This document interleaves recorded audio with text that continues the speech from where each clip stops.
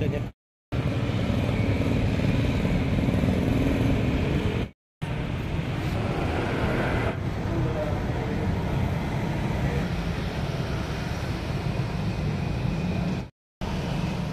buka pintu kori kemandungan.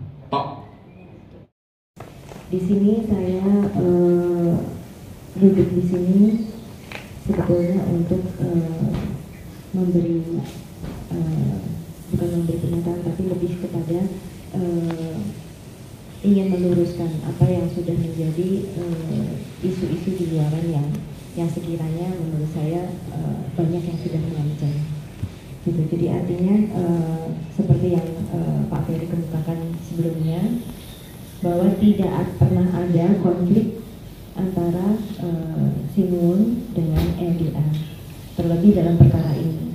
Dalam perkara ini lebih kepada individu atau personal, karena tuntutan tersebut adalah yang mengajukan adalah personal, Salindri, kemudian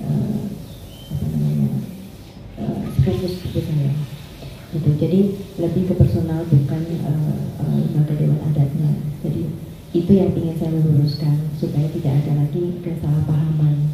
Itu mudah-mudahan dengan adanya pembacaan atau pengeksekusian pembukaan pintu kori Kamandungan itu juga menjadi jembatan supaya keluarga ini juga damai, rukun lagi, dan menyelesaikan konflik yang menurut saya sudah terlalu panjang dan ruwet gitu.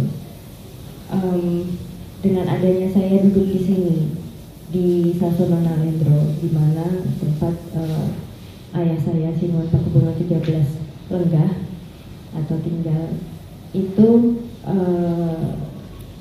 saya memberi dukungan terhadap bapak saya, juga keluarga keraton keseluruhannya, karena memang sebetulnya tujuan saya untuk berada di sini dan berada di keraton adalah bertujuan untuk memajukan keraton, karena saya sangat prihatin dengan keadaan keraton yang makin lama makin terpuruk. Sangat disayangkan karena sebetulnya keraton ini adalah aset yang luar biasa, aset untuk negara Indonesia, aset untuk Solo dan tanah Jawa, dengan segala sumbangsih keraton untuk negara ini. Tapi sangat disayangkan konflik ini yang membuat kita jadi tidak bisa maju. Makanya kenapa saya ada di sini mendukung Sinuun untuk supaya bisa menjembatani atau mengurai konflik yang selama ini sudah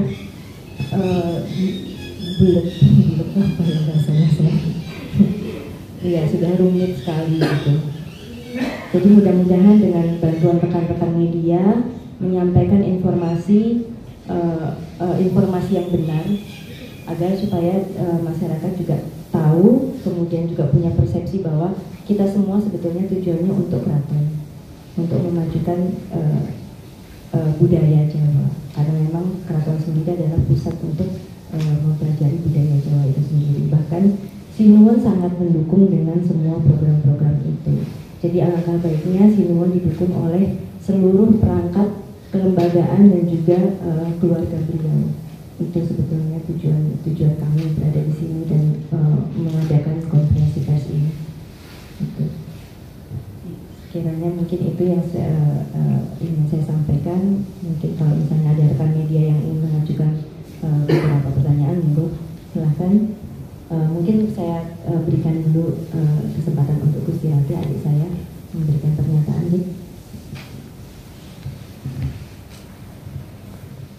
Masalah-masalah kedepannya supaya kita semua bersatu, nyungkuyung keraton supaya keraton lebih muncul lagi, lebih baik lagi. Jadi sudah tidak ada lagi konflik internal keluarga, semua sudah baik-baik saja, insya Allah.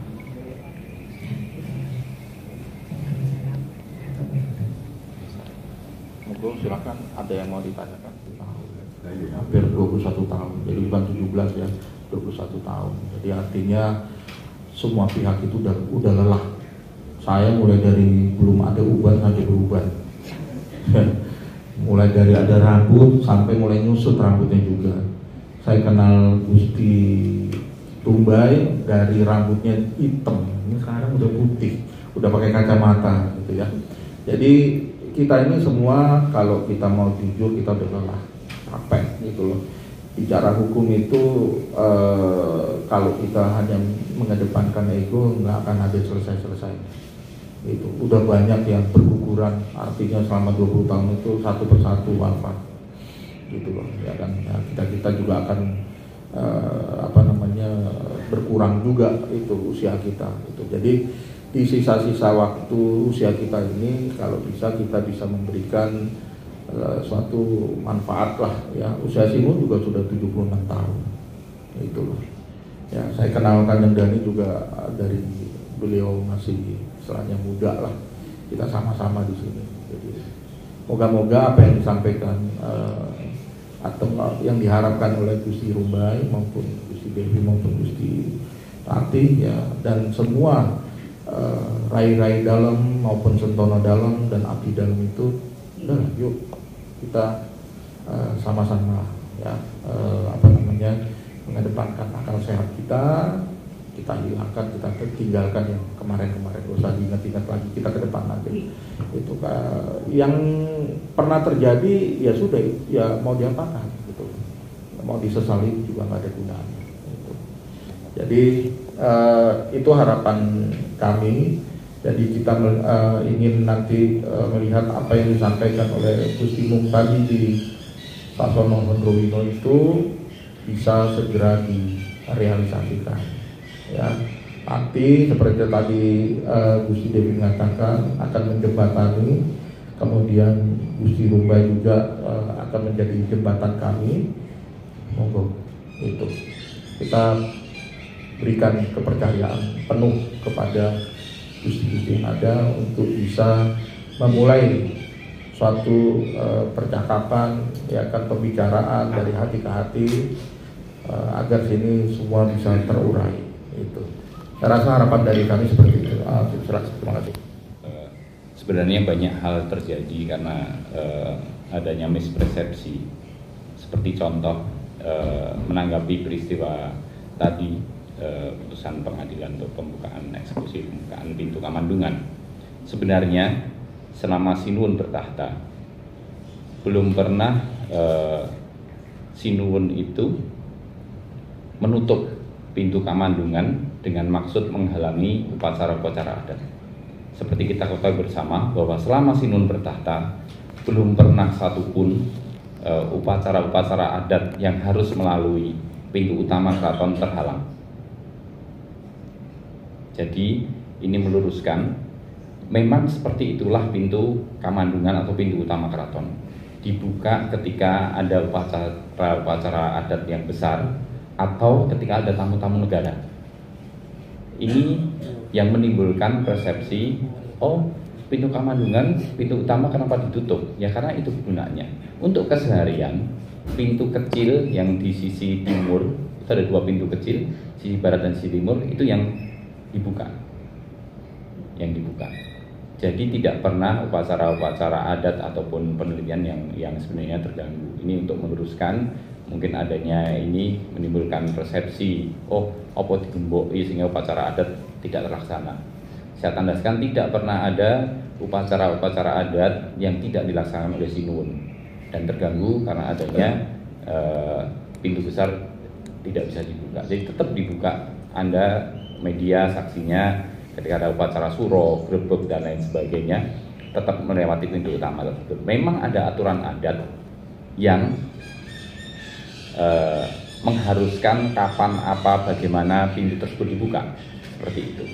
Tapi semoga ini meluruskan banyak persepsi yang tidak benar, dan juga saya selaku orang yang duduk di bebadannya Sinuwun, Pengageng Sasono Wilopo,